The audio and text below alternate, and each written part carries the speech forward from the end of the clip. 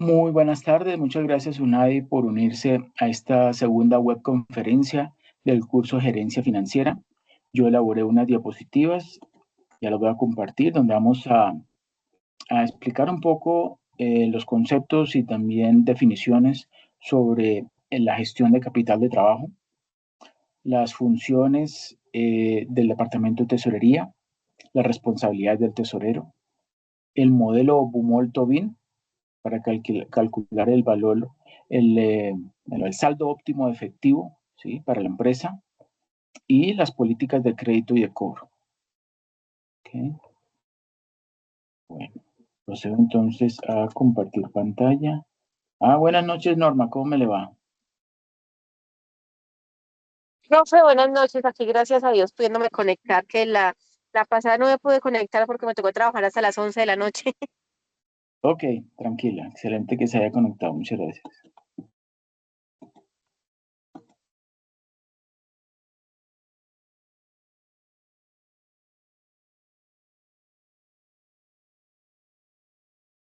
Ampliada la presentación en modo, pues, pantalla completa.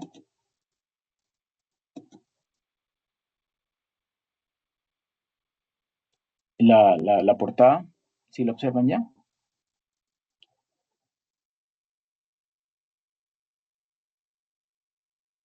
¿O todavía no?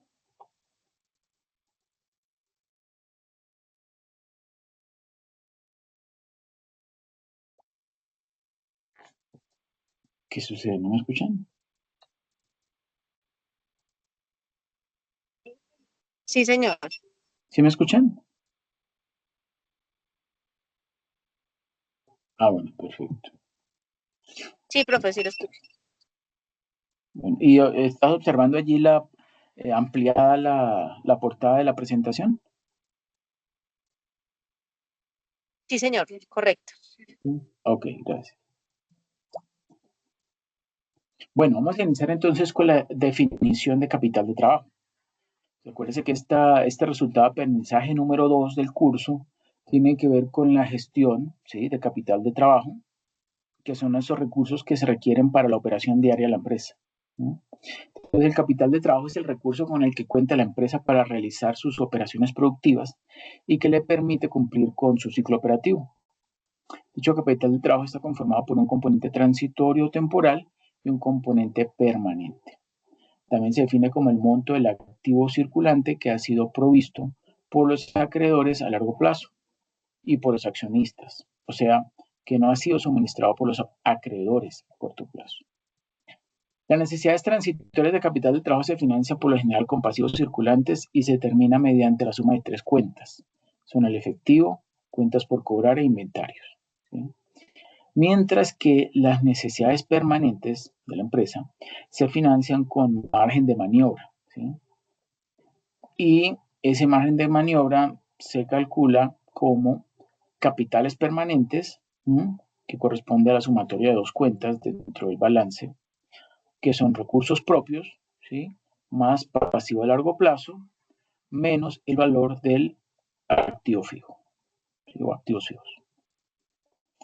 ¿Por qué se presenta esta diferenciación? Pues porque durante la operación diaria de la empresa se están recuperando recursos que le permiten cubrir necesidades transitorias o normales, como por ejemplo el pago de nómina, seguros, alquileres, compra de insumos, inventarios, etcétera. Sin embargo, durante la operación diaria también se presentan variaciones en el nivel de actividad y en la duración del ciclo operativo, que requieren de capital de trabajo permanente, ¿sí?, o margen de maniobra para poder financiarse. Dicho monto se calcula como patrimonio neto, ¿sí?, que son recursos propios, más pasivo a largo plazo, pues son los pasivos que tienen una duración mayor a un año, superior a un año, menos el valor del activo fijo, ¿sí? Es decir, que parte de los capitales permanentes que no está siendo absorbido por la financiación del activo fijo es lo que me va a cubrir ese capital o me va a financiar ese capital de trabajo permanente. Dichos capitales permanentes asumen características similares a las de un capital inmovilizado.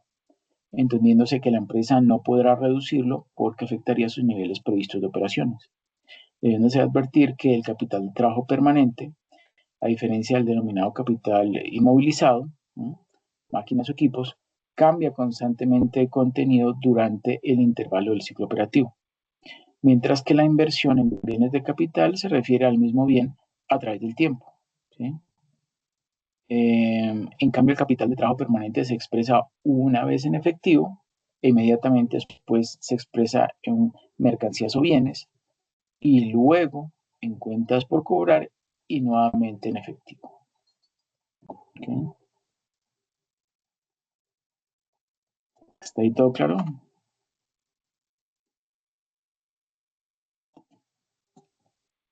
Bueno, entonces seguimos. Sí, profe. Claro. Ok. Es necesario determinar el apropiado tamaño de la inversión en capital de trabajo para que no afecte la rentabilidad, dado que su calculada administración es clave para ese propósito. Uno de los parámetros lo constituye el tiempo de duración del ciclo operativo como determinante en la rotación, ¿sí? El capital de trabajo le permite a la empresa llevar a cabo su ciclo operativo, lo que significa la transformación del efectivo, o sea, el dinero, en mercancías o bienes, y estos convertirlos nuevamente en efectivo, ¿sí?, constituyéndose lo que sería un ciclo, ¿sí?, que sería el famoso ciclo dinero, mercadería, dinero. Y por tanto, la duración del capital de trabajo. Entendemos en consecuencia por ciclo operativo el término o el lapso de tiempo de duración en que una unidad de dinero demora en transformarse nuevamente en efectivo. Es de esperar que en una empresa que elabora y vende su producción, ¿sí?, una empresa manufacturera, tenga un ciclo operativo más largo que una empresa, por ejemplo, comercializadora, que solo compra, ¿sí?, un inventario y enseguida lo revende, ya que aquella requiere etapas, o sea, la manufacturera requiere etapas que no son componentes del ciclo operativo de esta, como almacén de materias primas y producción. Ahora bien, la distinta duración del ciclo dinero-mercancía-dinero no significa que necesariamente las empresas manufactureras, industriales, requieran siempre mayor capital de trabajo que las empresas comerciales, ya que pues, la magnitud, o sea, el monto del capital de trabajo requerido depende también de otras variables, qué tan eficiente sea. Dentro de un mismo ramo de actividades, la mayor o menor demora que se tenga en cada etapa hará que el ciclo total sea mayor o menor en cuanto a su duración en tiempo requerido para concluir y en consecuencia mayor o menor será la necesidad de capital de trabajo aplicado. Entonces, el capital de trabajo es una medida del grado en que la empresa está protegida contra los problemas de liquidez financiera. Es muy difícil intentar manejar activamente una diferencia neta entre los activos y los pasivos corrientes, en particular cuando esa diferencia cambia de manera continua. Un día está por encima, otro día está por debajo, un día tiene superávit, otro día puede tener déficit. Los activos corrientes de una empresa en manufactura típica explican más de la mitad del total de los activos, mientras que para las compañías comercializadoras pequeñas, los pasivos corrientes suelen ser la principal fuente de financiamiento externo. Estas empresas no tienen acceso a mercados de capital a largo plazo, ¿sí?, como sería una empresa grande, solo tendrían, es como me pregunta, la posibilidad de adquirir una hipoteca sobre un bien inmueble, ¿sí?, digamos, financiarse con esa hipoteca.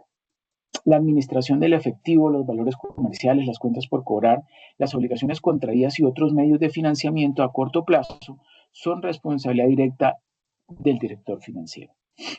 La administración del capital de trabajo es importante por el efecto de las decisiones de capital de trabajo sobre el riesgo, el rendimiento y el precio de las acciones de la compañía. Existen dos decisiones clave en la administración de capital de trabajo. Primero, el cálculo del nivel óptimo de inversión en activos corrientes y esa mezcla apropiada de financiamiento a corto y a largo plazo que se utiliza para apoyar esa inversión en activos corrientes. La administración de capital de trabajo implica mantener un equilibrio entre la composición de activos corrientes y pasivos corrientes, teniendo en cuenta tres aspectos: la rentabilidad, definida como esa capacidad que tienen los activos para generar ingresos mayores. La liquidez financiera, entendido como el grado de convertibilidad de esos activos en efectivo, si es más fácil o menos fácil convertirlos, será más líquido cuando sea más fácil, ¿no? Y tercero, riesgo de insolvencia técnica, establecido o definido como la probabilidad de que una empresa no pueda cumplir con el pago oportuno de sus obligaciones en el corto plazo. ¿Okay? Bueno, ojo, aun cuando las tasas de interés a corto plazo sean más altas, puede ser, no siempre, es probable que la situación solo sea temporal. En un periodo largo esperaríamos pagar más en costos de interés con deuda a largo plazo que en los préstamos a corto plazo, los cuales cambian continuamente por refinanciamiento, ¿sí? Bueno, el uso de deuda a corto plazo en vez de deuda a largo plazo, es probable que dé como resultado ganancias más altas, ¿sí? Porque la deuda se pagará pues más pronto, ¿no? Durante los periodos en que no se necesita. Y pues en un corto plazo, ¿sí? ¿Qué es lo que pasa con el endeudamiento a largo plazo y los pasivos a largo plazo, ¿sí? Lo que sucede es que aunque la tasa de intereses que cobran es un poco menor, de todos modos por el lapso de tiempo al final, pues termina pagando más intereses, ¿no? A corto plazo, por lo general es un poco más alto, pero termina de pagarlos pues rápidamente.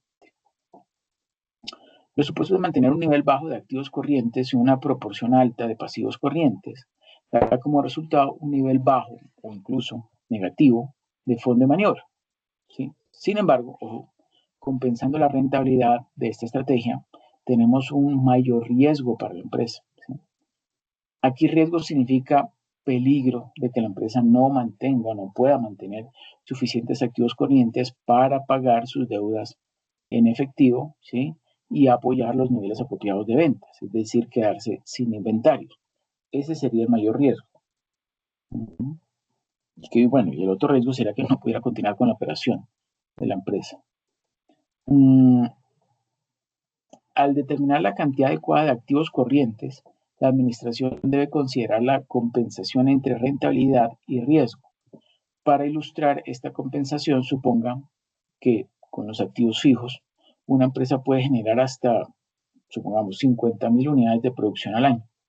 La producción es continua durante el ciclo contable, donde existe un nivel particular de producción. Para cada nivel de producción, la empresa puede tener varios niveles diferentes de activos corrientes.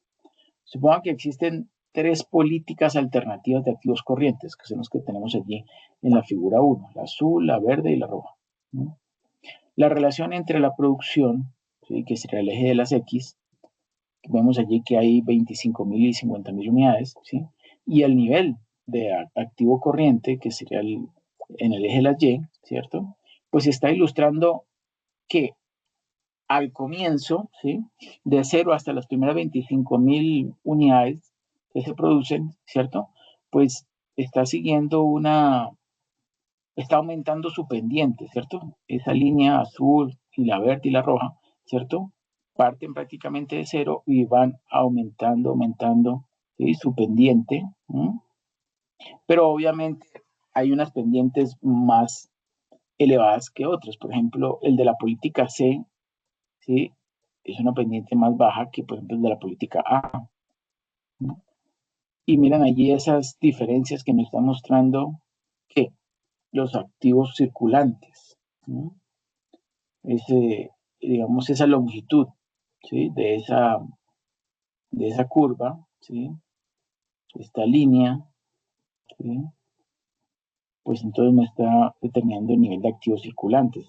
Entonces se requerirá con la política C menos activos circulantes que, por ejemplo, con la política A, ¿cierto? Bueno, entonces si quieren, registren en su mente esta gráfica porque la vamos a seguir analizando. Entonces, se puede apreciar que cuanto mayor es la producción, vamos a volvernos, cuanto mayor es la producción, o sea que pasará aquí 25.000 a 50.000, ¿sí? Mire que se va como aplanando un poco, ¿no? Esa línea se va aplanando un poco. Entonces, Cuanto mayor es la producción, más grande la necesidad de inversión en activos corrientes para apoyar esa producción y ventas. Sin embargo, la relación no es lineal. No es lineal. Los activos corrientes aumentan a una tasa decreciente con la producción. ¿Sí ven? Ahí. Decreciente, ¿sí? Empieza con una pendiente alta y luego empieza como a bajar, bajar, bajar un poco y casi que se convierte en una línea recta, en una línea horizontal cuando llega a 50.000. Las tres políticas, A, B y C. Bueno, esta relación se basa en la noción de que se requiere una inversión proporcional más grande en activos corrientes cuando solo se producen unas cuantas unidades, pongamos ahí las 25.000 unidades, de las que se producen después, cuando la empresa puede usar sus activos corrientes de manera más eficiente. Si igualamos la liquidez, ¿sí? La liquidez financiera, con la conservación, pues la política A, que es la que está aquí arriba, de color rojo, y la política A, es la más conservadora de las tres alternativas. ¿Sí? En todos los niveles de producción, la política A, la más arriba, suministra más activos corrientes que las otras dos. Miren, aquí lo vemos con la altura, ¿sí? Ese es el que más va a tener más activos corrientes. Entonces, ¿qué significaría eso? Significaría que la política A es apropiada para una empresa que considera que es necesario mantener un monto elevado de activos circulantes, ¿sí? Específicamente efectivo, ¿sí? Caja, para, pues para que no perjudique su operación. ¿Sí? Posiblemente esta empresa no se le facilite obtener recursos de terceros, ¿sí? O puede que le salga muy costoso el adquirir repentinamente recursos de un tercero, ¿sí? Para, por ejemplo, financiar un déficit. Y por tanto, a él lo que le interesa es mantener un colchón grande, ¿sí? Un buen volumen de activos circulantes para, pues, asegurar la operación en la empresa, para como quien dice, para asegurarse de que pueda la empresa funcionar sin ningún tipo de iliquidez, ¿sí? Que se llegara a presentar, o de déficit, ¿sí? Y por tanto, pues está dispuesta que, a dejar de obtener algún tipo de rendimiento sobre sus activos circulantes, ¿sí? Que es precisamente una posición contraria a la empresa que, por ejemplo, manejaría la política C, que es la que está más abajito. En la política C, ¿sí? Pues mantiene activos circulantes más bajos. Vamos a suponer que las tres empresas son del mismo tamaño, ¿sí? Podemos hacer la comparación más fácilmente. Vamos a suponer que las tres empresas son del mismo tamaño, son competidores directos, ¿sí? Pero entonces uno sigue la política A, otro la política B y otra política C. Entonces el que sigue la política C le interesa poder obtener algún tipo de rendimiento con esos excedentes, ¿sí? de efectivo que tiene. Por tanto, no está interesado en mantener un colchón muy grande de recursos, ¿sí? ¿Por qué? Porque muy posible en el momento en que se le presente algún tipo de déficit, pues puede recurrir a un banco, porque posiblemente ya había concretado, ya había acordado con un banco que en el momento en que pues, requiera recursos, ¿sí? Para financiarse, pues se lo va a prestar a una tasa de interés pues, que no la va a perjudicar tanto, ¿sí? Eso normalmente sucede cuando una empresa, ¿sí? Firma, ¿sí? Un acuerdo con una institución financiera para que pues, le suministre recursos cuando lo hace con antelación. No es como podría ocurrir en una empresa mediana o una pyme, ¿sí? O una MIPYME, que es en el momento en que llegase a tener algún déficit y necesitara recursos, pues tiene que salir corriendo a rogarle a un banco a que le preste recursos. Pero resulta que ese análisis, ¿sí? De la, digamos, de lo buena paga que sea la empresa no se consigue de un momento a otro. Eso requiere un análisis que muchas veces en Colombia lo hacemos en forma subjetiva, no es en forma como hacen por ejemplo en las economías avanzadas, que es simplemente colocar el número de identificación de la empresa y automáticamente determina cuál es el nivel de endeudamiento y de probabilidad de pago o impago que tiene la empresa. Y entonces, pues eso demora o eso representa una demora en el suministro, en la entrega de los recursos a la empresa y pues eso va a afectar la operación de la empresa porque la empresa lo necesita ya. ¿Sí? Bueno. Entonces, a un nivel mayor de activos corrientes, mayor es la liquidez de la empresa. Cuando todo lo demás permanece igual, la política A se considera la preparación de la compañía para casi cualquier necesidad concebible de activos corrientes. Es el equivalente financiero de usar cinturón y tirantes. Estoy asegurado, con ese pocos recursos en caja, yo estoy seguro que puedo operar con tranquilidad. Y es cierto. Pero, ¿qué es la desventaja? Porque todo tiene su ventaja y desventaja. Pues que va a tener un poco de recursos que no van a estar generando ningún rendimiento. Los tiene quietos. ¿Sí? Bueno, la política C, en cambio, es la de menor liquidez y se puede etiquetar como la agresiva. Esta política austera requiere niveles bajos de efectivo y valores comerciales, cuentas por cobrar e inventarios. Debemos recordar que por cada nivel de producción hay un nivel mínimo de activos corrientes que la empresa necesita solo para subsistir. Existe un límite para qué tan austera puede ser una empresa. Ahora podemos resumir las categorías de las políticas alternativas de capital y trabajo con respecto a la liquidez de la siguiente forma. Entonces, cuando la liquidez, ¿sí? Vamos aquí, la liquidez es alta, pues eso corresponde, o la apropiada es la política A. Si es al contrario, cuando la liquidez es baja, pues entonces la apropiada es la política C. Y un intermedio entre esa política A y política C, pues sería la política B. ¿Sí? Si la política A claramente ofrece la mayor liquidez, ¿cómo se clasifican las tres alternativas cuando dirigimos nuestra atención a la rentabilidad esperada? Para contestar esa pregunta necesitamos reformular la ecuación de rendimiento sobre la inversión, RSI. ¿Sí? ¿Qué es qué? ¿O cómo se calcula? Utilidad neta sobre activos totales. ¿Sí? Lo podemos desglosar. Utilidad neta, pues sigue siendo la utilidad neta, ¿no? En el numerador. Y en el denominador, estos activos totales lo podemos separar en las subcuentas, que son específicamente efectivo, más cuentas por cobrar, más inventario, más activos fijos, ¿sí? O sea, lo corriente, pues lo corriente, digamos, más trascendental o más importante o con mayor valor, que serán esas tres cuentas del, digamos, el activo corriente más el activo fijo. ¿Sí? De la ecuación anterior se observa que al disminuir la cantidad de activos corrientes, o sea, esas tres cuenticas que están entre paréntesis, efectivo, cuentas por cobrar, inventario, ¿sí?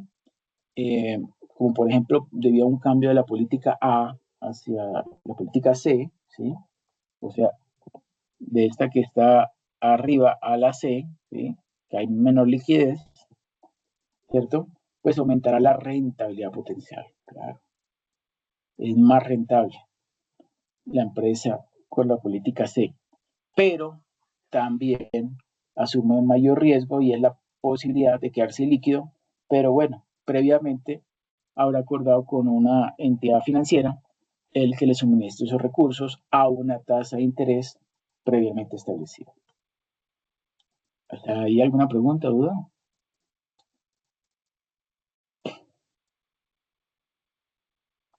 No, profe, está claro. Ok.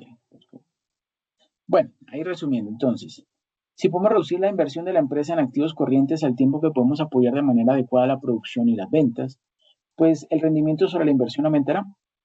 Los niveles bajos de efectivo, de cuentas por cobrar e inventarios, pues reducirán el denominador en la ecuación, lo que ya vimos.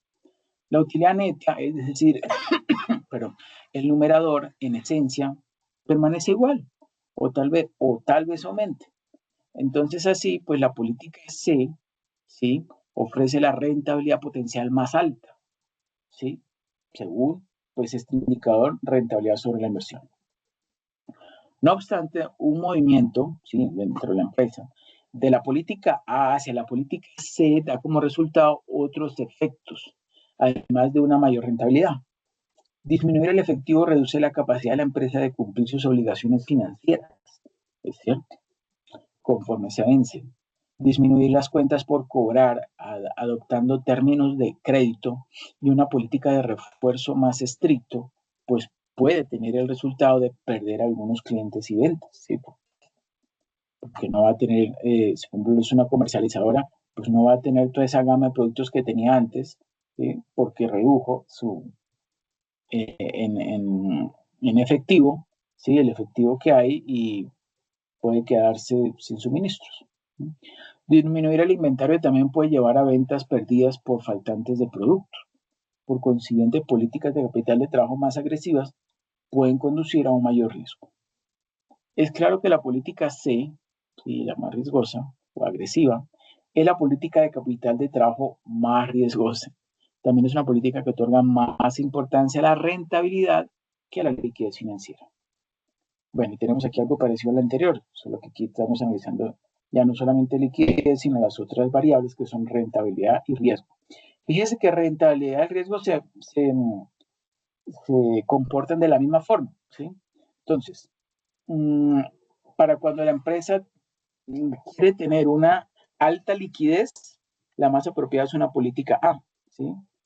Pero cuando estamos hablando de liquidez financiera, pero cuando quiere mantener una rentabilidad alta y un riesgo, pues que también va a ser alto como consecuencia, pues ahí eso sería o estaría reflejado en una política C, ¿sí?, una política C.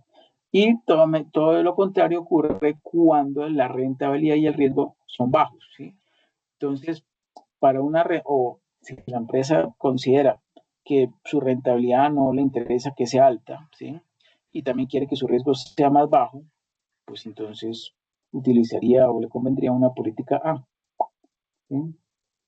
Bueno, es interesante ver que el análisis de las políticas de capital de trabajo acaba de ilustrar los dos principios básicos en finanzas. ¿Cuál es el primero? Pues que la rentabilidad y la liquidez, estos dos, liquidez y rentabilidad, varían inversamente, claro, una con respecto a la otra, ¿sí? Aquí alta está con liquidez, política A, y aquí alta la rentabilidad está con política C, o sea que son inversas. Observe que para nuestras tres políticas alternativas de capital de trabajo, las categorías de liquidez son el opuesto exacto a las de rentabilidad. El aumento en la liquidez en general viene a costa de una reducción en la rentabilidad. Y segundo, la rentabilidad se mueve junto con el riesgo. Mire que estos dos siguen el mismo comportamiento, rentabilidad y riesgo. Esto es que existe una compensación entre riesgo y rendimiento. O sea que si yo quiero asumir o quiero obtener un mayor rendimiento, tengo que estar dispuesto a asumir un mayor riesgo, ¿sí? Y si en una inversión tengo que asumir mayor riesgo, pues tengo que solicitar como compensación ese mayor riesgo un mayor rendimiento, ¿sí? Así es. Al buscar una rentabilidad más baja, debemos esperar mayores riesgos. Al buscar una rentabilidad más alta, debemos esperar mayores riesgos. Observe cómo las categorías de rentabilidad y riesgo para nuestras políticas son idénticas. Puede decirse que el riesgo y el rendimiento caminan de la mano. Bueno. Departamento de Tesorería. ¿Quién me ayuda, por favor, leyendo esta diapositiva?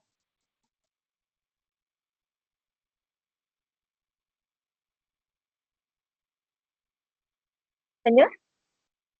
¿Me ayudas, por favor, leyendo esta diapositiva?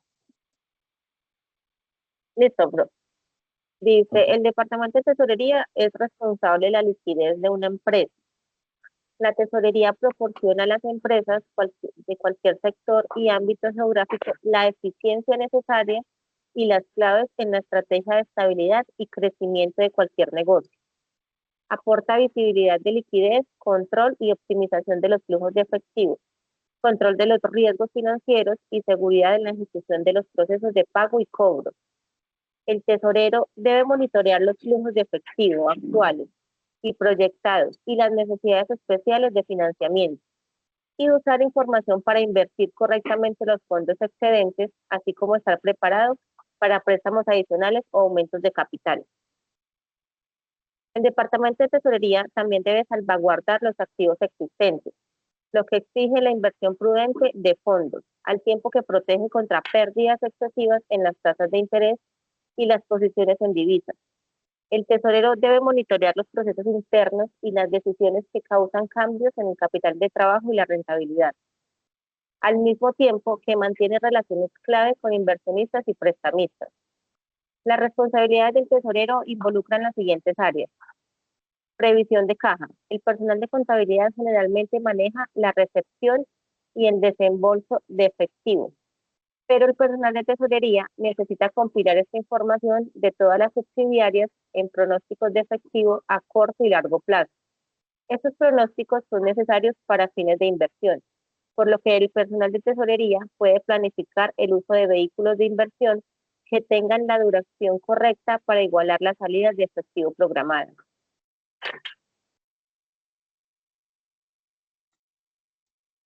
Perfecto, muchas gracias. Entonces, yo sigo. Bueno, el personal también utiliza los pronósticos para determinar cuándo se necesita más efectivo, de modo que pueda planificar la adquisición de fondos mediante el uso de deuda o capital, que son las dos fuentes de obtención de recursos, de financiamiento. La previsión de efectivo también es necesaria para determinar el nivel de moneda que utiliza el personal de tesorería para planificar sus operaciones de cobertura. Segundo, trabajando en la gestión de capitales. Un componente clave de la previsión de efectivo y la disponibilidad de efectivo es el capital de trabajo, que implica cambios en los niveles de activos y pasivos corrientes en respuesta al nivel general de ventas de una empresa y diversas políticas internas. El tesorero debe estar al tanto de los niveles y tendencias del capital de trabajo y asesorar a la gerencia sobre el impacto de los cambios de política propuestos en los niveles de capital de trabajo. Gestión de efectivo. El personal de tesorería utiliza la información que obtuvo de sus actividades de pronóstico de efectivo y administración de capital de trabajo para asegurarse de que haya suficiente efectivo disponible para las necesidades operativas. La eficiencia de esta área se mejora significativamente mediante el uso de sistemas de reserva de efectivo, o sea, de software. Y miren que la inteligencia artificial está ayudando bastante con eso. Hay aplicativos de gestión de capital de trabajo, o sea, de cash management, que con base en datos históricos muchas veces tiene mayor probabilidad de atinarle a estas entradas para poder calzar las entradas y salidas de efectivo y con ello pues optimizar el efectivo, ¿sí? O sea, como quien dice, es muy apropiado para las empresas que utilizan una política C, ¿sí? O sea, una política agresiva, o sea, una política que busca o pretende mantener bajos niveles de efectivo, ¿sí? en su caja. ¿Para qué? Para esos superávits que tenga, pues ponerlos a rendir y a obtener ¿sí? una ganancia. Bueno. Cuarto, gestión de inversiones. El personal de tesorería es responsable de la adecuada inversión de los fondos excedentes. El rendimiento máximo de la inversión de estos fondos rara vez es el objetivo principal. En cambio, es mucho más importante no poner en riesgo los fondos y también hacer coincidir las fechas de vencimiento de las inversiones con las necesidades de efectivo proyectadas de la empresa. Pero bueno, eso depende del tipo de empresa y de la política y de la concepción del tesorero, ¿no? Lo que él considera más apropiado. Quinto, gestión de riesgos de tesorería. Las tasas de interés que paga una empresa por sus obligaciones de deuda pueden variar directamente con las tasas de mercado, lo que presenta un problema si las tasas de mercado están subiendo.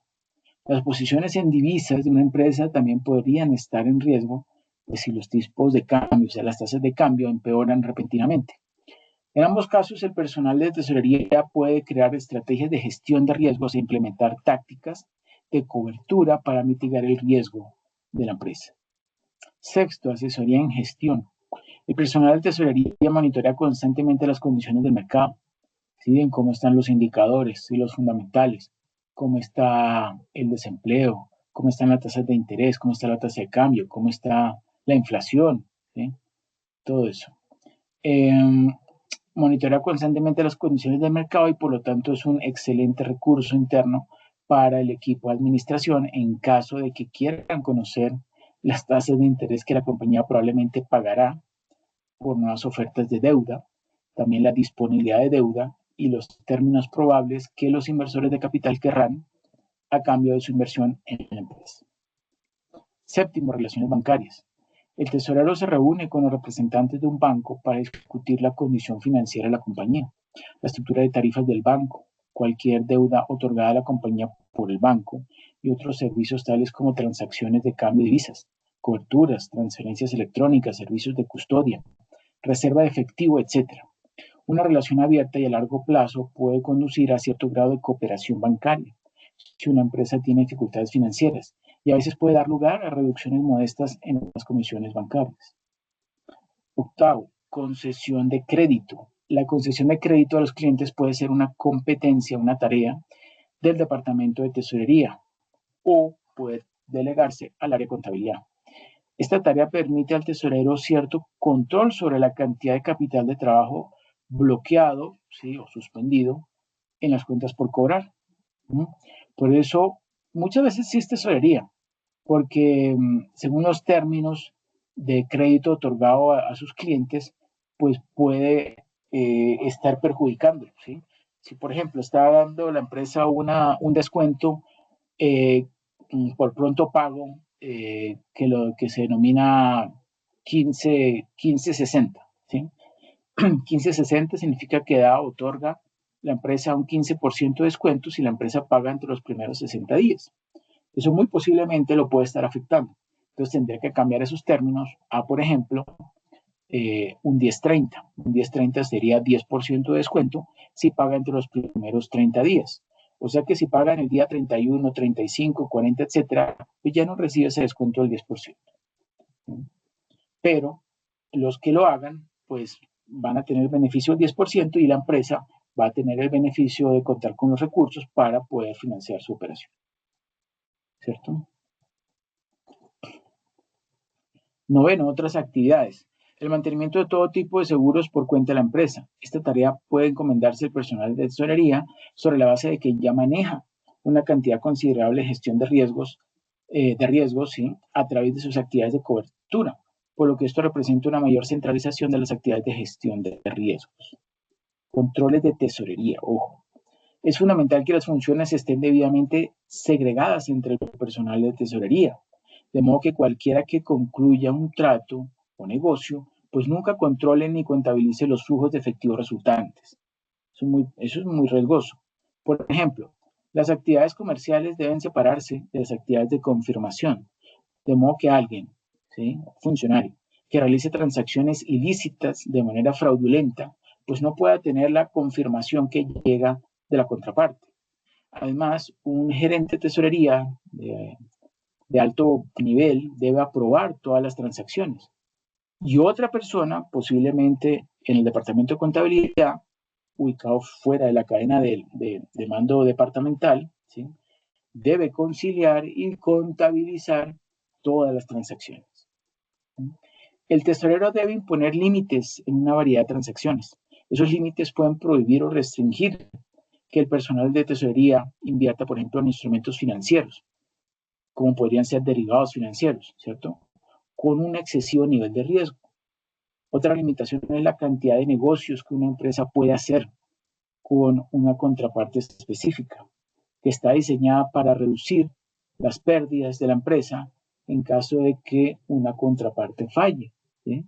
Resulta que una empresa, un funcionario empieza a hacer muchísimas transacciones con una sola empresa, y de repente podría suceder que el 60% de las operaciones les hace con una sola empresa y de repente esa empresa entra en quiebra, ¿cierto?, y ya no le puede pagar. Ya no le puede pagar. Bueno, que está diseñada para reducir las pérdidas de la empresa en caso de que una contraparte falle. También se pueden aplicar limitaciones a determinadas monedas. Si parece haber algún riesgo de que, por ejemplo, los líderes de un país impongan controles de divisas en un futuro próximo, pues muy seguramente la empresa no querrá exportarle a esa empresa porque pues, va a tener un control que le va a demorar mucho el pago de esos dólares que anteriormente les recibía con facilidad, ¿no? Por último, debe haber límites monetarios en los totales de las transacciones a los que cualquier miembro del Departamento de Tesorería puede comprometer a la empresa. Incluso el tesorero debería tener tal limitación con algunas transacciones importantes que requieren la aprobación del presidente de la empresa o de la junta directiva, si son montos muy elevados. Y así es muchas veces. Bueno, ahora veamos la descripción del cargo del tesorero. Entonces, el tesorero reporta a quién? El gerente financiero, el CFO. Función básica, pues este cargo es responsable de la liquidez corporativa, las inversiones y la gestión de riesgos relacionados con las actividades financieras de la empresa. ¿Cuáles son sus principales responsabilidades? Porque puede que sean más. Aquí vamos a enumerar solo 12, ¿no? Que son, primero, pronosticar las posiciones de flujo efectivo, las necesidades de endeudamiento relacionadas y los fondos disponibles para la inversión. Segundo, asegurarse de que haya fondos suficientes disponibles para cumplir con los requisitos operativos y de inversión de capital en curso. Tercero, utilizar coberturas para mitigar los riesgos financieros relacionados con tasas de interés de los préstamos de la empresa, así como de sus posiciones en divisas. Cuarto, mantener relaciones bancarias. Quinto, mantener relaciones con agencias de calificación crediticia. Sexto, organizar el financiamiento de capital y deuda. Séptimo, invertir los recursos de la empresa. Octavo, invertir los fondos de pensiones. Noveno, monitorear las actividades de terceros que manejan funciones de tesorería subcontratadas en nombre de la empresa. Décimo, asesorar a la gerencia sobre los aspectos de liquidez de su planificación a corto y a largo plazo. 11, supervisar la ampliación de crédito a los clientes. Y 12, mantener un sistema de políticas y procedimientos que impongan un adecuado nivel de control sobre las actividades de tesorería. Bueno, ciclo corto o ciclo de operación. ¿Quién me ha ido leyendo esta diapositiva? Por favor.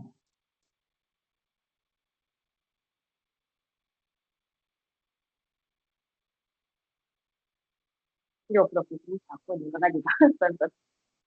Ok, gracias. Bueno, ciclo corto o ciclo de operaciones.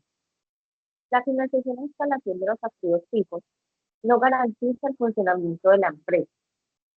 Para comenzar la explotación debemos obtener más financiación, al objeto de atender a la compra de materias primas, pagar salarios y gastos generales, como alquileres, energía, agua, etc. Estos gastos se mantendrán durante todo el proceso productivo y se incorporarán al coste del producto como costos de explotación. Ahora bien, una vez conseguidos inicialmente los citados recursos financieros suplementarios sobre los reclamados por la estructura fija empresarial e inmovilizados en el proceso productivo, está claro que podrán recuperarse cuando a través del cobro de las ventas de los productos terminados se hagan líquidos estos y el resto de costos previamente imputados al precio del producto. El anterior proceso de inmovilización de cierto dinero en mercancías para luego ser transformadas, estas últimas en productos terminados, y su posterior venta y cobro en efectivo, para recuperar otra vez la disponibilidad financiera original. Es repetitivo en la empresa y recibe el nombre de ciclo del ejercicio o ciclo corto o ciclo operativo o ciclo dinero-mercancía-dinero. Es un proceso que bajo ningún concepto debe tener interrupciones, ya que en caso contrario no tendríamos regularidad en la producción y aparecerían costos de capacidades ociosas que encarecerían nuestro producto con respecto al de la competencia.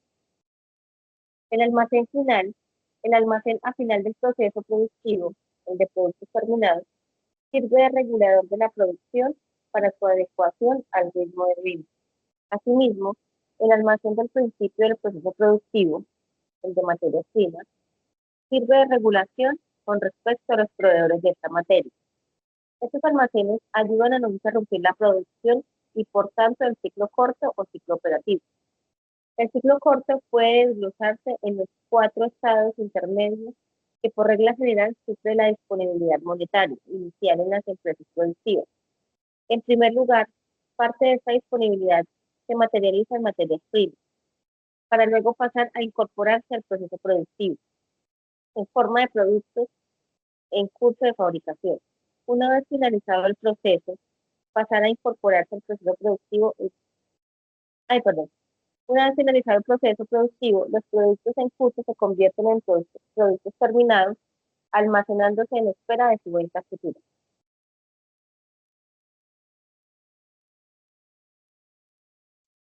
Perfecto, muchas gracias. Bueno, entonces yo sigo. Ciclo operativo. Entonces, por último, los productos terminados pasarán a manos de los clientes al realizarse la venta de los mismos y posteriormente se realizará el cobro de esa venta, obteniéndose pues el cash. Estas etapas han sido representadas en el gráfico ahí de la derecha, la figura 1, teniendo en consideración que de la disponibilidad inicial para realizar el ciclo del ejercicio, hemos dedicado una parte importante para pagar los salarios que se requieren para ese ciclo, así como gastos generales, como son servicios, agua, energía, etc. Cuando se le cobre al cliente el producto, pues el precio de venta se formará teniendo en cuenta, entre otros, pues lo que hemos denominado costos de explotación. ¿Qué son esos costos de explotación? Son esos desembolsos por materia prima, si es que es una empresa manufacturera, mano de obra, ¿sí? Y gastos generales. Por lo que al cobrar el precio de venta recuperaremos o tendremos que recuperar esos costos, ¿sí? La descripción realizada, esa que tenemos allí en esa figura del ciclo operativo, ¿sí? Conduce a definir el ciclo corto como el proceso de intercambios y de producción que asegura el funcionamiento de los activos fijos empresariales sin interrupciones. Es el ciclo que acabamos de mencionar anteriormente. Compra de activos fijos, ¿para qué? Para producir y para fabricar o para prestar un servicio o para vender el inventario, ¿sí? Pero bueno, después de que ha finalizado el ciclo, ¿no? Primeramente se inicia con un capital de trabajo cuando recién empieza una empresa, con esa plata, entonces, por ejemplo, se utiliza, se realizan, perdón, con ese capital inicial, con esos recursos financieros, se realizan pagos por compras de materia prima, luego resulta que esa materia prima pues se le agrega un valor, ¿cierto? En el proceso productivo, luego pasa al almacén de producto, bueno, ahí está, debe ser un intermedio, pero bueno, pasa ahí directamente al producto terminado, ¿sí? Pues para hacerlo más fácil de entender. Y luego ese almacén, esos productos que están en el almacén de producto terminado se venden, ¿sí? O sea, se entregan directamente al cliente y luego el cliente puede pagar en efectivo o pagar a crédito. Si paga a crédito, pues sería un cobro, ¿cierto? Se genera una cuenta por cobrar y habrá que esperar, ¿sí? Unos días, semanas o meses hasta que ese cliente pague y la empresa recupere nuevamente sus recursos. Y con el paso del tiempo, pues esa operación tiene que generar unos, superávits que van a permitir pues costear esa compra de activos fijos, ¿no? Que va a ayudar más adelante, muy posiblemente, a mejorar la producción o a mantener la operación o incluso de pronto cambiar la tecnología si es que se requiere. ¿Okay? Bueno, entonces el ciclo operativo se origina con el funcionamiento de los activos fijos empresariales, pero es un ciclo asociado al activo circulante. Así, permite identificar los componentes del activo circulante con solo mirar las diversas transformaciones que sufre la disponibilidad inicial. Esos componentes del circulante serían, primero, tesorería de seguridad, segundo, stocks de materia prima, tercero, stocks de producto en proceso o en curso, cuarto, stocks de productos terminados y quinto, cuentas por cobrar a clientes. Que vimos ahorita hace poco. Es un ciclo repetitivo cuya duración bajo determinadas condiciones se mantiene constante y es un ciclo a corto plazo. La denominación a corto no es tanto porque su duración puede ser pequeña, porque en determinadas empresas supera con creces el año. Por ejemplo, en la industria naval. ¿Cuánto demora una empresa fabricando un buque? Muchísimos meses, ¿no? Bueno, también tenemos el periodo medio, periodo de maduración de la empresa. Es el tiempo que tarda la unidad monetaria invertida en el ciclo de ejercicio en recorrerlo y hacerse otra vez líquida. Es decir, es el tiempo que tarda en madurar el dinero invertido en el ciclo de ejercicio. Ante una situación económica estable, así como no sufrir cambios en la estructura empresarial a corto plazo, entendiendo por tal el mantenimiento a corto plazo tanto del proceso productivo como de las políticas que lo conforman, sea políticas de almacenes, política de pago con clientes y política de proveedores, pues la duración del ciclo de ejercicio se mantendrá también constante. Es decir, el periodo medio, ¿sí? Periodo medio de operación o de pago, pues será constante. La cuantificación, pero la cuantificación de este periodo para una empresa determinada puede realizarse por diversos métodos, ¿sí? Algunos de los cuales pues dan resultados óptimos.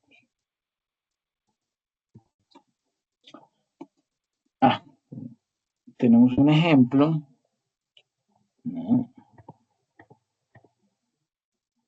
El ciclo operativo. Entonces, el ciclo operativo transcurre entre la recepción de las materias primas, su transformación y venta, y el cobro a los clientes por las ventas de producto terminado. Para obtenerlo se suman dos razones de actividad, que sería la rotación de inventarios, ¿sí? El número de días, y la rotación de cuentas por cobrar, también medio número de días. El resultado, ¿sí? O sea, la suma, es la razón periodo de conversión de inventarios. Ejemplo, una empresa comercial presenta una rotación de inventarios de 72 días y una rotación de cuentas por cobrar de 60 días. Pues determina el ciclo operativo, pues es la suma de los dos. 72 más 60 da 132 días. Este es del ciclo operativo. ¿Sí? Ahora, el ciclo operativo neto o ciclo del efectivo es ese ciclo operativo menos ese crédito que me dan a mí los proveedores. ¿Sí? Es el periodo que transcurre entre la fecha del pago de las materias primas y el cobro a los clientes. Para obtenerlo se resta, ¿sí?, de este ciclo operativo la rotación de pago a proveedores. Ejemplo, el ciclo operativo de una empresa es 132 días, o sea, mismito valor del anterior. La rotación de proveedores, o sea, esos días, ¿qué es eso de la rotación de proveedores? Resulta que vamos a suponer que un proveedor me entrega hoy, ¿sí?, un producto. Él hoy me entrega ese producto y yo ese producto lo estoy aprovechando y lo estoy utilizando, pero no he desembolsado, no le he pagado a ese proveedor todavía. ¿Por qué? Porque él me dio crédito. Por lo general, así como yo doy crédito a mis clientes, pues mis proveedores me dan a mí crédito, ¿sí? Días para pagarle más tarde, ¿sí? ¿Para qué? Pues para incentivar el que yo le compre a él y yo hago lo mismo con mis clientes para que ellos me compren más o más seguido, ¿sí? Entonces, si a esos 132 días yo le resto 40 días, ¿sí?, pues significa que el ciclo del efectivo es de 92 días. Es decir, que necesito capital de trabajo para poder financiar esos 92 días. ¿Ok? ¿Sí está claro? Sí, señor. Ok. Rotación de inventario. La rotación de inventario se define desde una perspectiva de compra o desde una perspectiva de venta. La perspectiva de compra se refleja del siguiente modo. Rotación de inventario, número de veces al año. ¿Cómo se calcula? Costo de bienes vendidos dividido entre inventario promedio al costo. Que en términos de números, ¿cómo sería? Pues sería 365 dividido rotación de inventario en número de veces al año. Ejemplo, dado un inventario que rota 9 veces al año, ¿a cuánto equivale en días? Pues sería 365 dividido 9. ¿Sí? Porque ahí dice, está diciendo el ejemplo que el inventario rota 9 veces al año. Ya tengo ese valor. ¿Sí? Entonces, 365 entre 9 me da 41 días. Significa que el inventario está rotando cada 41 días. ¿Sí? ¿Dónde? El costo de los bienes vendidos, ¿sí? Pues este mismo naranjita que tenemos acá arriba, costo de los bienes vendidos, que en inglés se conoce como COGS. ¿Qué significa COGS? Significa Cost of Goods Sold. Cost of goods sold, costo de los bienes vendidos. Incluye los costos de compra de materias primas sumado a los costos de fabricación si ha habido una transformación previa a la venta del producto final en un determinado periodo de tiempo.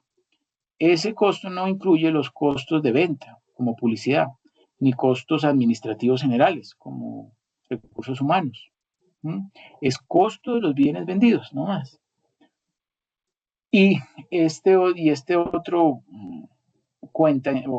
indicador, inventario promedio al costo, pues sigue la misma definición de costo que la utilizada para costo de bienes vendidos, pero se aplica a todo el stock, ¿sí?, de inventario que actualmente almacena la empresa, ya sea disponible o pedido, ¿sí? Ese costo no incluye los costos de almacenamiento de inventario. La perspectiva de ventas se refleja del siguiente modo. Rotación de inventario, número de veces al año, que va a ser igual a ventas netas dividido inventario promedio a precio de venta. Donde rotación de inventario, número de días, va a ser igual, desde la perspectiva de ventas, ¿no? Va a ser igual a 365 dividido rotación de inventarios en número de veces al año, igual que el anterior. Ejemplo, dado unas ventas de 180 millones y un inventario promedio de 20 millones, ¿cada cuánto rota el inventario en días? Pues va a ser entonces igual a 365 dividido y simplemente dividido, ¿sí?, las ventas entre el inventario promedio, o sea, 180 millones entre 20 millones, que es ¿cuánto? Es 9, ¿no? Pues me va a dar 365 entre 9, que también es equivalente a 41 días, ¿sí? Bueno, donde las ventas netas representan los ingresos generados por las unidades vendidas durante un determinado periodo de tiempo, sin incluir impuestos como el IVA, ni reembolsos o descuentos temporales. El inventario promedio o precio de venta sigue la misma métrica de valoración que la utilizaba para las ventas netas, pero se aplica a todo el stock que actualmente almacena la empresa, como en el caso anterior. ¿Ok?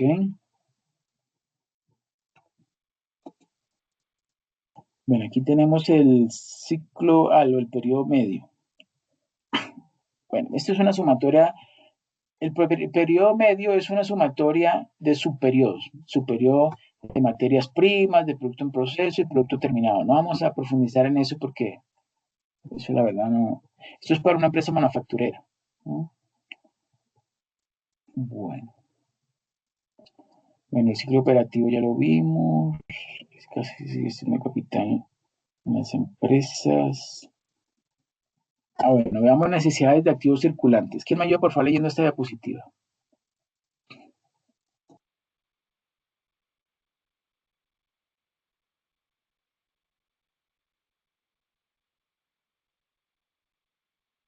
Necesidades de activos circulantes, NAC, Gracias. o necesidades operativas de fondos, no.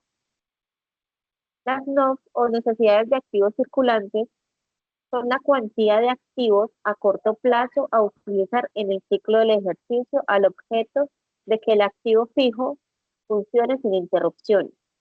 Basándose en los conceptos anteriores, es fácil estimar esta necesidad de activos circulantes a financiar para no tener interrupciones en el ciclo productivo.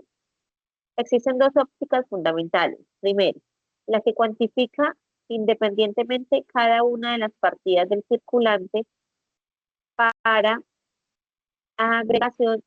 por agregación determinar la necesidad neta del circulante. 2. La que utiliza el concepto del periodo medio, PM, como punto de partida. Nosotros utilizaremos la segunda, por requerir menos información. Representemos en unos ejes de coordenadas la inmovilización financiera que nos requiere el montaje de la empresa, en ordenadas, y el tiempo que estas inmovilizaciones estarán en la empresa en abscisas, como muestra la figura. 2. Supongamos que ya está determinada la cuantía de activos fijos que nos supondrá una inmovilización de recursos financieros por la misma cantidad. Y durante mucho tiempo, una inmovilización a largo plazo. Supongamos, además, que la empresa tendrá un periodo medio PM de 4 días y que conocemos el gasto medio diario, GMD, reclamado por el ciclo del ejercicio, que obviamente vendrá dado por GMD, que es el gasto medio diario, que es igual a MP más MO más GG. A ver, yo miro por acá. Dividido 365 días, donde MP, consumo de materia prima al año, MO es consumo de materia de mano de obra al año y GG, consumo de gastos generales.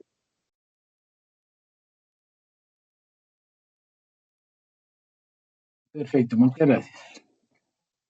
Bueno, perfecto. Entonces seguimos. Bueno, ahora veamos la figura 3. Si una vez montada y financiada la estructura permanente de la empresa, queremos funcionar un día, ¿sí? Un solo día, se hace necesario inmovilizar en el ciclo del ejercicio y durante promedio medio días un gasto medio diario, pues esto solo garantiza el funcionamiento para el primer día. Si queremos seguir funcionando el segundo día, deberemos volver a inmovilizar en el ciclo de ejercicio otro gasto medio diario y así sucesivamente hasta que se recupere al final del cuarto día el primer gasto medio diario que servirá para funcionar o para que se lleve a cabo o para que la operación se realice el quinto día. Es decir, no hace falta inmovilizar un nuevo gasto diario para el día 5, sino que con la recuperación del primer gasto medio diario, GMD, atendemos al del día 5. Para el sexto día tendríamos el gasto medio diario del día 2 y así sucesivamente llegando a comprobar en esa figura 3 la cuantía necesaria para las necesidades operativas de fondos o también llamadas necesidades operativas, necesidades de activos circulantes. Para garantizar que el ciclo corto no sufra interrupciones, solo tenemos que inmovilizar en él tantos gastos medios diarios como tiene la duración del ciclo del ejercicio, ¿sí? Y ahí está la formulita. Inmovilización financiera requerida para funcionamiento del ciclo corto va a ser igual a pues, necesidades de activos circulantes, que va a ser igual a PM, que es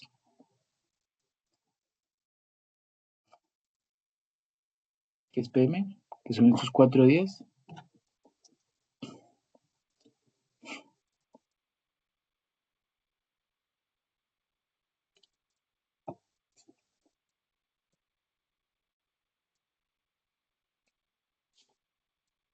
¿Qué es PM? Es materia prima, ¿no? ¿Sí? ¿Tiene prima? No me acuerdo qué era. Acá. Ah, mira, si consumo de materia prima, No, MP. no, no, periodo medio. Periodo Ah, medio. ok. Ah, el de arriba, sí. Claro, porque este es en mayúsculas. Este sí es en minúsculas. Ah, sí, es en minúsculas. Ajá. Okay. Entonces, periodo medio multiplicado por gasto medio diario, que es igual a necesidades de activos circulantes. Muy bien. Entonces, ahora pasemos a reducción de la financiación permanente, el capital circulante y el fondo de maniobra. Se plantean las posibilidades de disminuir la cuantía de recursos fijos que nos está reclamando la empresa. Para ello nos fijaremos en el principio y el final del periodo medio. Durante la explicación realizada hemos supuesto que la compra y el pago de la materia prima coinciden en el tiempo, lo cual no suele ser cierto. Los proveedores de materia prima aceptan generalmente realizar el suministro y con posterioridad pues cobran. De forma parecida ocurre con la mano de obra, que suele cobrar después de trabajar un mes y con los gastos generales. Aparecen así unos pasivos a corto plazo llamados créditos de provisión como fuente financiera, normalmente sin un coste y a corto plazo, que ayudan a financiar el ciclo corto.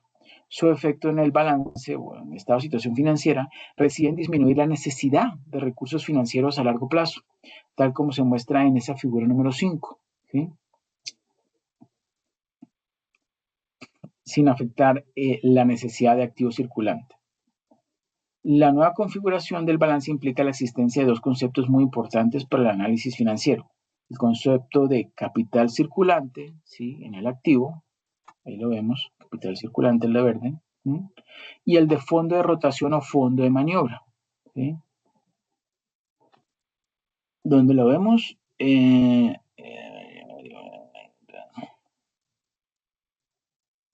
el de fondo de maniobra, fondo de rotación. Fondo de rotación, el de color azul. Este fondo de rotación no es lo mismo que fondo de maniobra, ¿ok? Definidos de la siguiente forma. Entonces, el capital circulante, que dice allí, es el volumen de activos a corto plazo financiados con pasivos a largo plazo. Y el fondo de maniobra o fondo de rotación es el volumen de pasivos fijos que financian a los activos circulantes, ¿sí? O activos a corto plazo. ¿Sí? Bueno, ahí tenemos la misma gráfica más ampliada.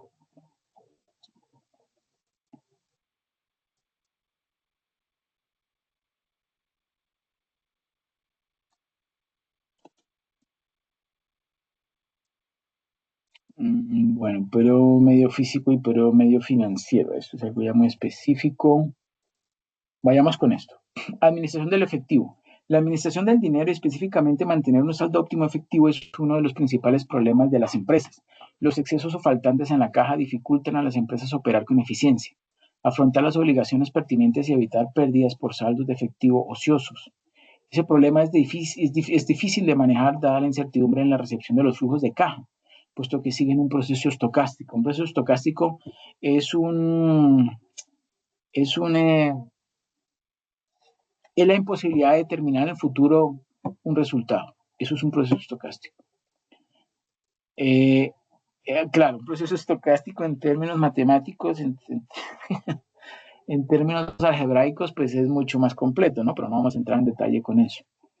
El modelo de William, Baumol y Tobin se caracteriza por la facilidad con que se realizan los cálculos de saldos óptimos de efectivo y porque permite generar políticas que procuren el manejo eficiente del dinero por parte de la gerencia de tesorería. Este modelo de administración del efectivo permite, primero, determinar el saldo óptimo efectivo, segundo, definir límites máximos y mínimos en caja, tercero, identificar y reducir los costos involucrados en el proceso, y cuarto, tomar decisiones relacionadas con inversión del excedente o búsqueda de financiación para los faltantes. Las empresas reciben los cobres periódicamente y van destinando el remanente a inversiones financieras temporales, o sea, los ponen a invertir. ¿En qué? Pues en inversiones o depósitos a corto plazo. Cuando la tesorería disponible en un determinado momento resulta insuficiente, se queda líquido, ¿cierto? Para cubrir necesidades de liquidez, pues se requiere acudir a la venta de esos títulos, valores o depósitos, o sea, inversiones financieras temporales, produciéndose una serie de gastos, como son los costos de administración, de cancelación o de penalización.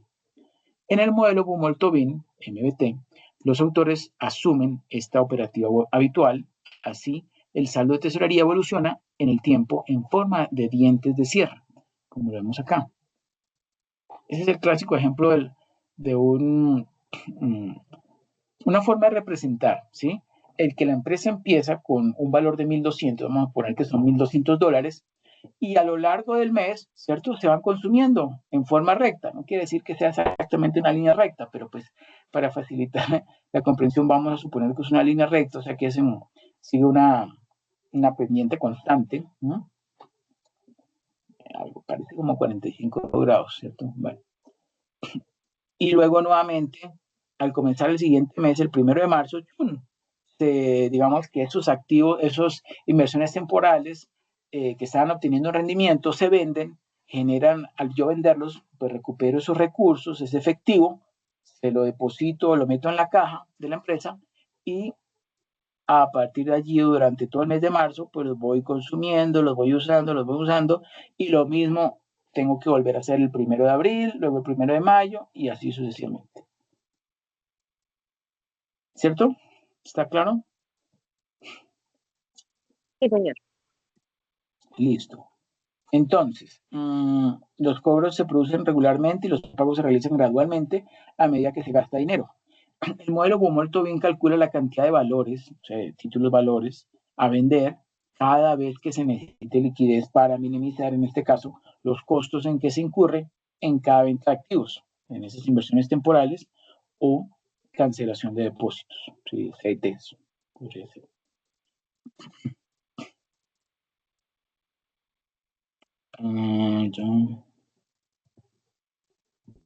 Entonces, veamos aquí primero. El ciclo operativo, el ciclo del efectivo, la cobertura crediticia y el margen de seguridad representan entradas al saldo óptimo efectivo. Es decir, esos conceptos se encuentran íntimamente relacionados con su definición y determinan el camino que debe seguir la compañía para llegar a ese punto. Si se gestionan correctamente esos factores, pues la empresa puede tener la certeza que en el momento en que ocurra una emergencia y parte del capital esté invertido, pues va a existir un pequeño colchón destinado para ese tipo de situaciones y con cierta limitación que estará determinada por las condiciones del evento. Asimismo, la incertidumbre tiende a convertirse en una oportunidad de inversión para aumentar el capital de trabajo, ya que es una entrada que incrementa el saldo óptimo efectivo disponible para la empresa. El modelo Bumol-Tobin, o sea, el MBT, busca calcular el saldo óptimo efectivo teniendo en cuenta los costos relacionados. ¿Qué son costos relacionados? Pues costo de ordenamiento y costo comercial. Este modelo está inspirado en la administración de inventarios, en cuanto a que busca minimizar los costos mientras se establece el saldo óptimo efectivo, el cual debe garantizar que la empresa pueda cumplir con sus obligaciones adquiridas. Este saldo se tomará como base para reducir el costo total correspondiente al aprovisionamiento y al mantenimiento. Guarda relación con el otro modelo que hay, que es el modelo Miller-Orr, porque ambos modelos conducen a lo mismo, que es la optimización del efectivo, y se complementan entre sí. De igual manera, permiten miradas desde ángulos diferentes.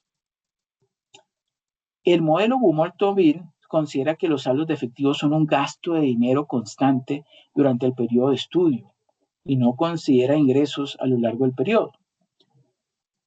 Ahora bien, al igual que el modelo de Miller-Orr, considera que el costo de hacer la reposición de dinero, o sea, ¿qué son esos costos de hacer reposición de dinero? Costos de salarios, de materiales y costos de transacción, ¿sí? Que esos costos son fijos durante el periodo de estudio.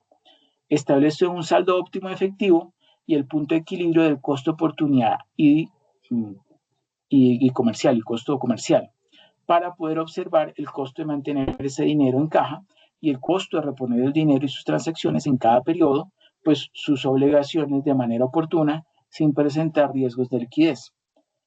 El modelo Miller-Orr es un modelo que no es adecuado para empresas maduras.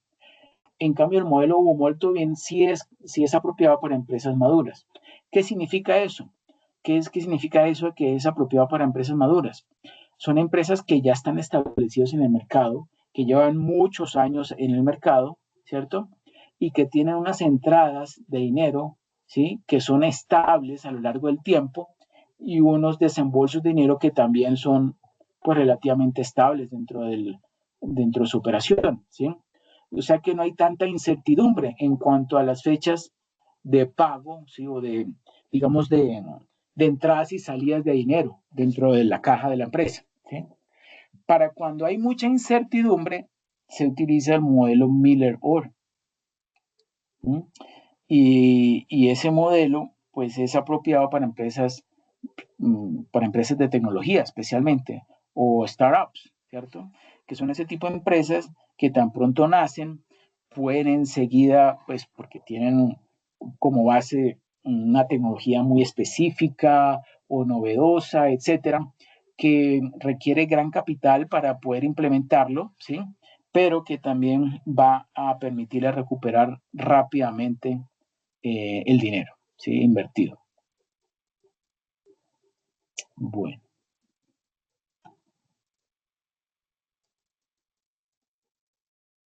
Establece un saldo óptimo efectivo y el punto de equilibrio del costo de oportunidad. Bueno, eso ya lo leí. Entonces, se sustenta bajo condiciones de previsión perfecta. Estamos hablando del modelo Bumol-Tobin. Es decir, que las salidas de efectivo son constantes durante el periodo que se realiza el análisis, por lo tanto es necesario conocer las variables anteriormente y el comportamiento que éstas tienen durante el periodo. Dentro de las desventajas del modelo Bumol-Tobin, podemos citar las siguientes, porque todo tiene unas ventajas y unas desventajas. Los movimientos de la caja no están definidos con certeza. Las entradas que se producen en la caja no son una única vez durante el periodo y mucho menos igualmente distribuidas. En consecuencia, el modelo el modelo Bumol-Tobin es poco flexible y su adaptabilidad a flujos de caja en empresas grandes puede llegar a ser complejo. Sería apropiado como para empresas medianas, podemos decirlo. Variables para el cálculo del saldo óptimo efectivo para operar. CF significa ¿qué? Pues el costo fijo. ¿El costo fijo de qué? De convertir esos valores o esos instrumentos financieros en efectivo, ¿sí? Y eso vamos a suponer que es una constante, ese costo fijo. Z, ¿qué representa Z? Pues la cantidad que se transfiere de esos valores negociables, de esos instrumentos financieros, a efectivo, la cantidad. N minúsculo, el número de veces que se realizan pagos o transferencias, ¿no?, en el año. Y M mayúscula es igual a Z por N, o sea, que M va a ser igual al total de efectivo necesario por periodo, ¿sí? Z es la cantidad, N es el número de veces, pues el producto de los dos es el total, ¿sí? Y M medios, pues es la mitad de esa M, ¿sí? El monto promedio de efectivo por periodo, por año en este caso. La I es la tasa de interés o costo de oportunidad por periodo, ¿sí? Casi siempre entendí como un costo de oportunidad. Y Q vendría siendo el saldo óptimo efectivo por periodo. ¿Cómo lo calculamos? Ese saldo óptimo efectivo como raíz cuadrada ¿de qué? De la división entre U en el numerador, 2 por M por CF, 2 por M, M ya sabemos que es el total de efectivo necesario por año, multiplicado por el costo, ¿sí? El costo fijo, dividido entre I, que es ese costo de oportunidad. Ejemplo, supongan que usted es el director financiero de una empresa y que puede invertir su liquidez disponible en letras del Tesoro de los Estados Unidos. Esas letras del Tesoro ofrecen un rendimiento del 7% anual, pero cada venta de esos letras del Tesoro tiene un costo fijo de $30. La empresa realiza pagos líquidos, ¿sí?, por $85,000 al mes. Entonces, interrogantes. Primero, ¿cuál será el disponible efectivo al año? ¿Sí? Entonces vamos a calcular el famoso M, el total, ¿sí? Total disponible efectivo al año. M ya dijimos que era igual a Z por N. Entonces va a ser igual a N, que es ¿qué? 12 meses, la cantidad de operaciones. 12 para un año, ¿sí? Entonces, ¿cuántas operaciones van a ser? 12, ¿sí? 12 meses. ¿Y cuál es la cantidad? ¿No? El monto, 85,000, porque es 85,000 por mes. 85,000 al mes por 12 meses que tiene un año, pues me da $1,020,000. Luego, segunda interrogante, ¿cuál será el saldo óptimo efectivo? El famoso Q. Pues Q va a ser igual a raíz cuadrada, 2 por M, M ya lo tengo, $1,020,000, multiplicado por el costo fijo, que el costo fijo dice ahí que son 30, multiplicado por 30, y todo eso dividido entre la tasa de interés, que es el costo de oportunidad, ¿sí? El costo de oportunidad, ¿qué viene siendo ese costo de oportunidad? Es el rendimiento que está obteniendo esa letra del Tesoro, es un costo para mí, ¿sí? Entonces, le pongo ahí dividido entre 7%, que en decimal es 0,07. Eso me da como resultado $29,568,32. Ese será el saldo óptimo efectivo anual. Si quiero calcular el número de ventas, ¿sí?, pues yo quiero saber más o menos cuál fue el número de ventas que se realizó en el año. Pues divido M entre Q. Y M entre Q me da que en promedio, se hicieron 34,5 ventas al año. Que ahora quiero calcular el saldo óptimo de efectivo, el saldo óptimo promedio de efectivo. ¿Se acuerdan que era Q medios? Simplemente cojo Q y lo divido entre 2. Y eso me da 14,784,16. Aquí tenemos entonces la gráfica de los dientes de sierra. Vemos allí que el Q, ¿cierto? El Q medios, perdón, es 14,784 y el Q es 29,568,32. Fácil, ¿cierto? Ustedes tienen que calcularlo. Ahorita en la guía les pide calcularlo. ¿Ya miraron la guía? ¿La guía de aprendizaje? Yo no estudio, profe. Hasta esta semanita me toca ponerme al día. Ya Tuve muchos ponerse el día inconvenientes porque en el trabajo nuevo. ya quedan 10 días. Quedan 10 días para finalizar. Bueno, hijo madre, el tiempo se nos fue. Bueno, pero Bumol ya lo vimos. Bueno, esto lo dejamos entonces para que ustedes luego lo lean con detenimiento. Y nos vamos al juego. Ustedes saben que en las web tenemos juego. Entonces, para que se preparen. Alisten entonces ahí sus computadores. Va a ser una competencia de Kahoot.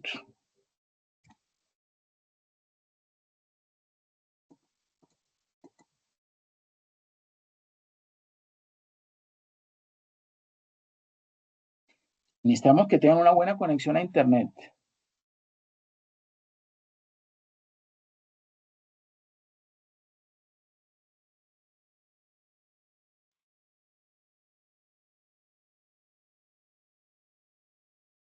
Listo, entonces aquí les comparto pantalla.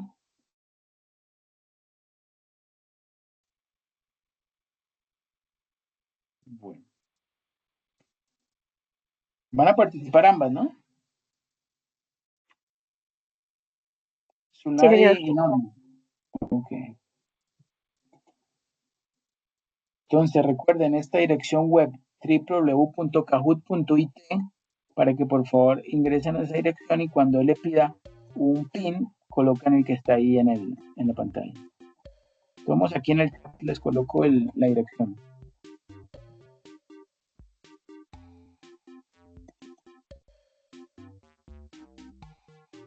Les estoy pegando la dirección. Para que le den clic y él les va a pedir automáticamente un pin, un número, un código. Le colocan ese 7548616. Escojan un muñequito y coloquen su nombre y su apellido. Ah, pusiste solo el nombre. Bueno, no hay problema. ¿Y Sunadi? Solo puse el nombre. Bueno. ¿Y Sunadi?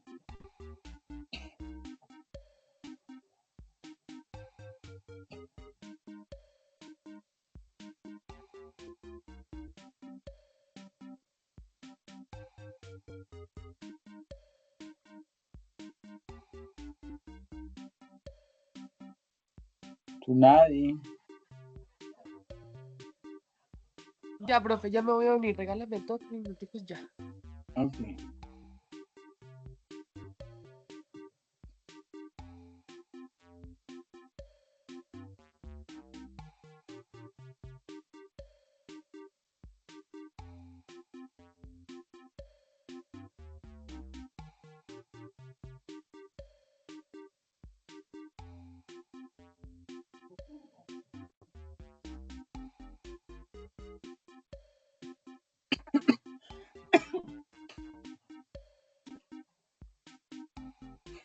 Perfecto, Sunadi. Entonces, preparados, vamos a iniciar ya.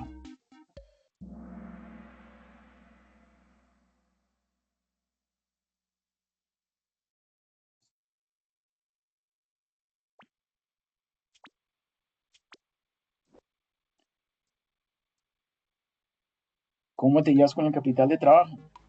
Obviamente esta pregunta no tiene validez, pero escojan alguna de las 4 opciones. Rojo soy pro total, azul me confunde algo, amarillo lo domino bien y verde vengo a aprender.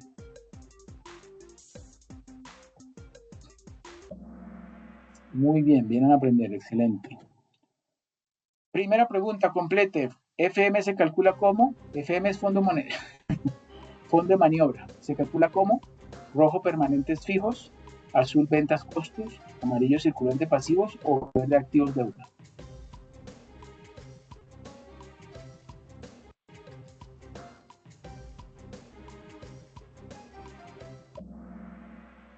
Permanentes fijos, muy bien, una de las dos lo tuvo correcto, otro no respondió. Norma, muy bien, Norma. Segundo, ¿qué integra necesidades transitorias? Rojo, nómina y seguros, azul, terrenos, amarillo, activos fijos o verde, patentes.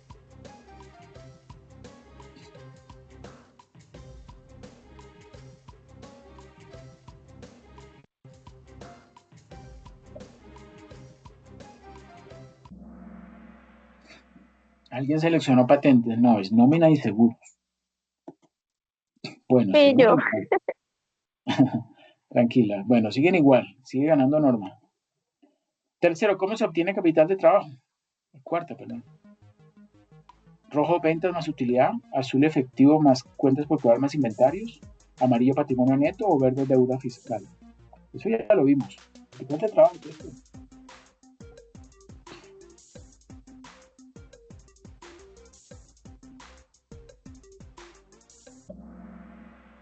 Muy bien, los dos estuvieron correctos, excelente. Efectivo, más cuentas por cobrar, más inventario. Excelente. Bueno, Tsunade, muy bien, ya obtiene su primera respuesta correcta. El ciclo operativo comienza cuando rojo compra materias primas, azul paga dividendos, amarillo emite acciones o verde cierra el ejercicio.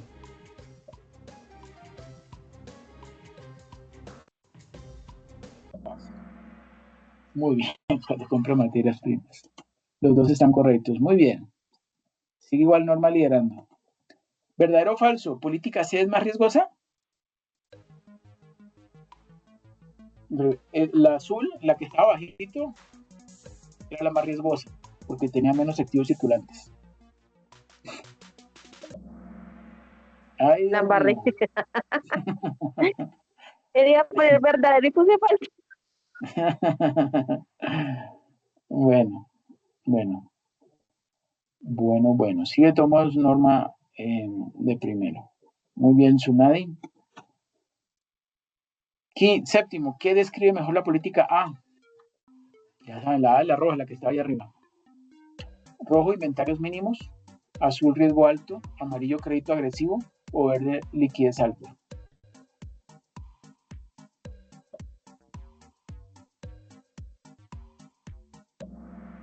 Muy bien, liquidez alta, excelente. Ambos correctos, muy bien. Racha de 4, Tsunade, muy bien. Acercándose a Norma. ¿Qué pasa al bajar circulante? Rojo sube ciclo efectivo, azul baja venta siempre, amarillo sube rendimiento sobre la inversión potencial o verde baja riesgo.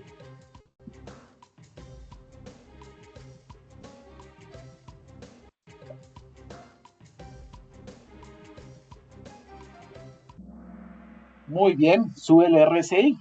El RSI es casi como un ROI. Muy bien, una respuesta correcta. Muy bien. Uy, Tsunade, felicitaciones, pasaste a Norma. Ay, Norma. A ver, Norma. ¿Qué rol tiene la tesorería clave? Rojo, visibilidad de liquidez. Azul, diseño de producto. Amarillo, fijar precios. O verde, auditar inventarios. Muy bien, eso es visibilidad de la liquidez. Muy bien, excelente. Ambos correctos. Tsunade sigue liderando. Muy bien. Relación entre liquidez y rentabilidad.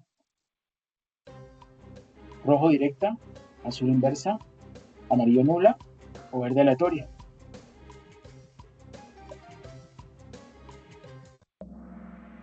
Verde, muy bien. Y alguien la puso mal. Fui yo. Ay, Norma. Bueno, Tsunade, muy bien. Sigue una racha de 7 respuestas correctas. Muy bien. Ciclo de efectivo se calcula como ciclo efectivo. Rojo, ventas, cost of goods sold, costos bien vendidos. Azul, ciclo operativo, proveedores. Amarillo, inventarios más cuentas por cobrar. O verde, cuentas por pagar menos cuentas por cobrar.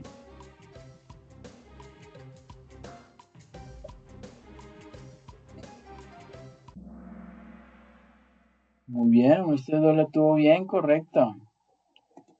Y fue Tsunade. Muy bien, Tsunade. Felicitaciones. Ya se amplió el margen de la brecha, se aumentó. Muy bien, Tsunade. A ver, Norma. ¿Cuál no reduce necesidades de activos corrientes? Rojo, menor PM. Azul, menor GMD, que ya sabemos que es qué. Bueno. Amarillo, pronto pago. Y verde, proveedores largos.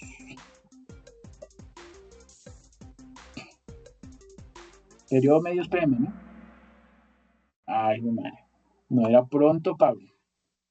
No alcancé a contestar. Bueno, ahí quedaron igualitos. Quedaron igual. O sea, no hubo cambios. ¿Qué mide rotación de inventario en días? Rojo, ventas sobre cost of goods sold. Azul, Cost of Goods Sold por 365. Amarillo, 365 dividido entre rotación, inventario número de veces al año. O verde, promedio por 365. Está muy fácil, sí. Muy bien, ambos correctos. Bueno, muy bien, ambos correctos. ¿Qué prioriza una política agresiva? Que era la política C. Rojo, liquidez. Azul, cobros lentos. Amarillo, holguras grandes. O verde, rentabilidad. ¿Qué pasó? No, rentabilidad. Acuérdense, el de la política agresiva es la que maneja o busca que haya una caja que sea bajita, cercana a cero. Pues intenta, ¿no? Que sea cercana a cero. ¿Por qué intenta que sea cero? Porque los recursos los quiere, sobre todo cuando hay superávits, invertirlos en algún producto financiero o una inversión que le genere mayor rendimiento. Entonces él está pensando todo el tiempo en qué, en rentabilidad de esos excedentes de tesorería. Bueno, ¿qué hace la banca de concentración? Rojo otorga créditos, azul aumenta flotación, amarillo centraliza fondos o verde vende derivados.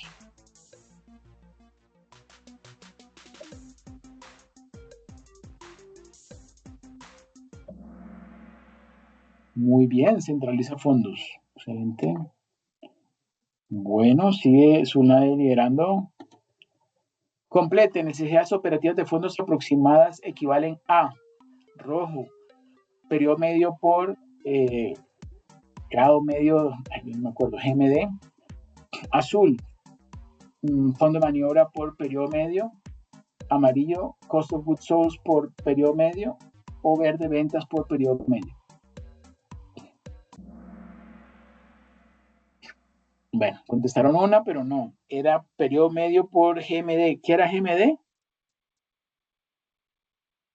Gasto medio diario. GMD era el gasto. Ajá. Gasto medio diario. Bueno, quedaron igual. ¿Qué controla el descuento por pronto pago? Rojo aumenta el precio. Azul alarga el cobro.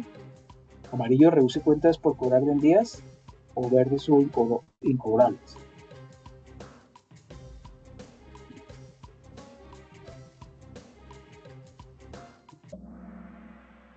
Uno le dio correcto, respondió correctamente, reduce cuentas por cobrar en días. Y la otra respondió aumenta precio. ¿Quién lo tuvo correcto? Zulnay. Muy bien. Felicitaciones. Estamos cerca al final.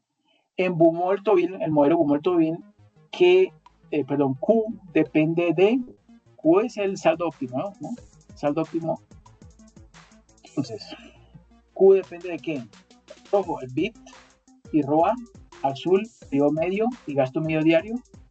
Amarillo, MCFI, son variables. Está muy fácil. Perfecto. Muy bien, ambos subieron, pero bueno, igual la racha, la diferencia era ya bastante alta. Muy bien, Zulnay sigue liderando. ¿Cuál función es clave del tesorero? Rojo, auditar TI, tecnología, ¿no? Información. Azul, capacitar ventas. Amarillo, relaciones bancarias. O verde, diseñar empaques. Pues relaciones bancarias, ¿no? Perfecto, muy bien. Bueno, sigue buena racha, 3 respuestas correctas, Zulnay, muy bien. Última, ¿qué acorta el periodo financiero? El periodo financiero, sí. Rojo, créditos de provisión. Azul, más activos fijos. Amarillo, menos tesorería. O verde, más inventario. Acorta el periodo financiero. O reduce, ¿no?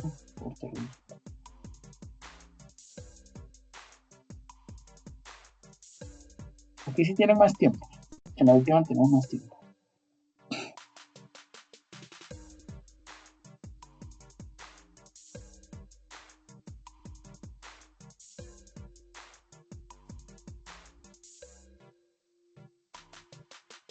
¿Quién irá a ganar?